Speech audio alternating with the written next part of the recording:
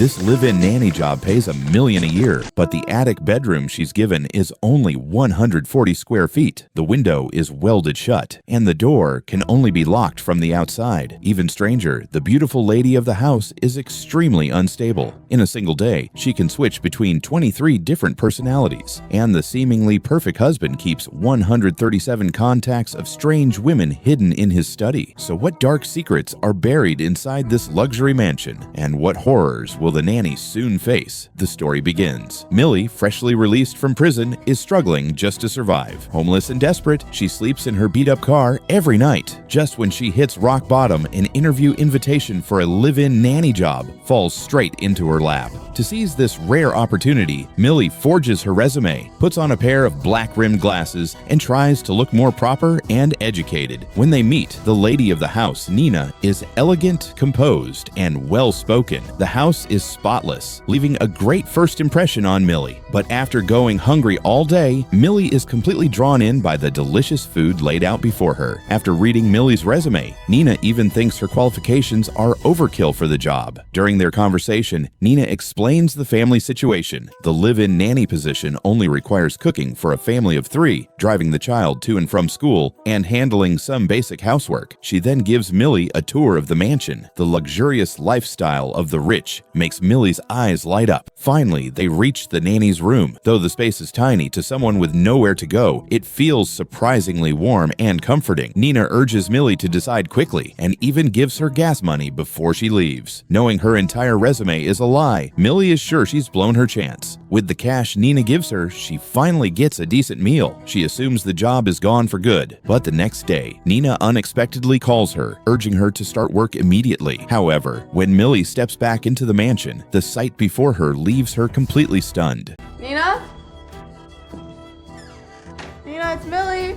The once spotless living room is now a complete mess. A strange, unpleasant odor fills the air, and Nina seems like a totally different person. The elegant lady of the house has turned into a sloppy, worn-out housewife. Desperate to clean up the chaos, Nina even helps Millie carry her luggage upstairs. After a long day of non-stop cleaning, Millie finally gets the house back in order. Just then, Nina's husband Andrew returns home with their daughter. Seeing her husband, Nina quickly goes out to greet him and introduces Millie, the new nanny. After a brief introduction, Millie heads upstairs to unpack her things. That's when she realizes the attic room is not only tiny, but the window is completely sealed, and the lock is installed on the outside of the door. Yet, despite all these strange signs, Millie doesn't become suspicious. To make her job easier, Nina gives Millie a phone with a credit card inside, so she can shop for groceries. Nina seems unusually happy about Millie joining the family, but the very next day, Millie oversleeps. She hurriedly pulls on her pants and rushes downstairs, only to find the door won't open.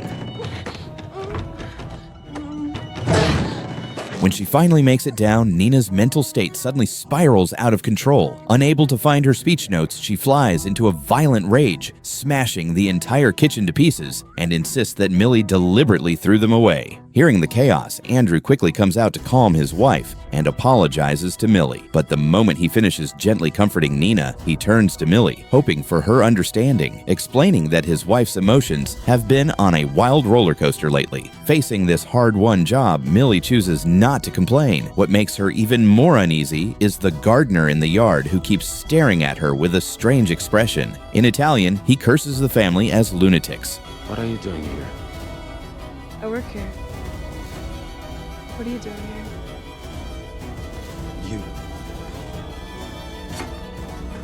That's from He warns her that she shouldn't be in this place, but Millie doesn't understand a word. While cleaning the bathroom, she finds a strange pill in the toilet. Just as she's feeling confused, Nina suddenly appears behind her, urging her to hurry up and prepare dinner. Compared to her earlier gentle image, Nina now seems like a completely different person. Meanwhile, the male homeowner is unusually kind, every small gesture filled with concern for Millie. With his handsome looks and gentle charm, Millie even ends up having a romantic daydream. Andrew's irresistible charm makes her heart start to race. So how was last night with Andrew? Good. I made chicken piccata. He's a dream, isn't he? He pretends to like everything I make him, even if he hates it. That's a lot of bacon, Millie.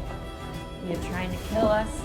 Meanwhile, Nina's need for control keeps growing stronger. Over the tiniest issue, she casually cancels Millie's day off. Luckily, Andrew steps in to smooth things over, giving Millie a chance to go out. Although Millie has been released from prison, she's still under probation. Every month, she must report to the local authorities. If she makes any mistake, she'll be sent back to prison to finish the remaining 5 years of her sentence. Just as Millie is about to leave, Nina suddenly calls, ordering her to immediately pick up Cece, whose class is about to end. But Nina doesn't even give her the school address. Millie has to search through Nina's social media to finally locate the dance studio. However, when she finds Cece, the girl tells her she'll be spending the night at her teacher's house. When Millie returns empty-handed, she's met with more of Nina's baseless accusations and humiliation. At that moment, Nina is chatting with her mother-in-law about some valuable porcelain. Worried the pieces might get damaged, Aunt May reminds Millie to store them somewhere safe. Because the windows are sealed, the attic room is poorly ventilated. Millie lies awake for hours. She goes downstairs to watch some TV, only to run into Andrew, who says he can't sleep either. So the two of them sit on the couch and start talking. At times, Andrew's hand intentionally or unintentionally brushes against Millie's thigh. Combined with his handsome face, Millie finds it hard to resist. The atmosphere slowly turns intimate, but just then, Nina suddenly appears, interrupting the moment. To avoid any misunderstanding,